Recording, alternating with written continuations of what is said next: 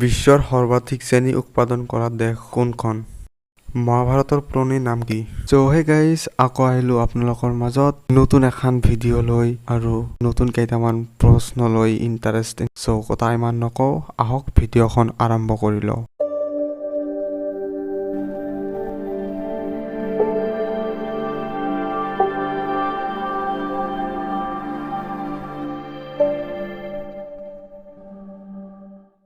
মহাভাৰতৰ পুৰণি নাম কি?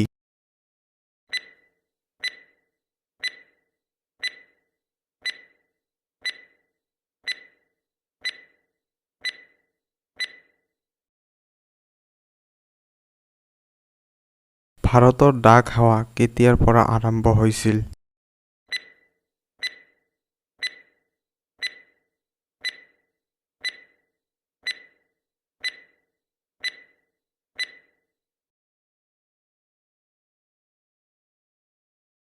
বিশ্বৰ সৰ্বাধিক চেনি উৎপাদন কৰা দেশ কোনখন?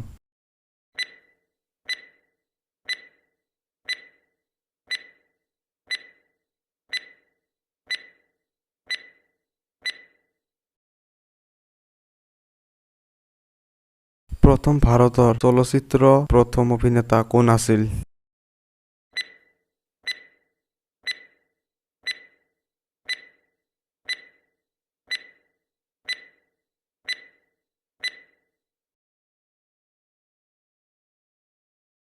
বিশ্বৰ সকলোতকৈ ডাঙৰ টিভি টাৱাৰ কোনটো?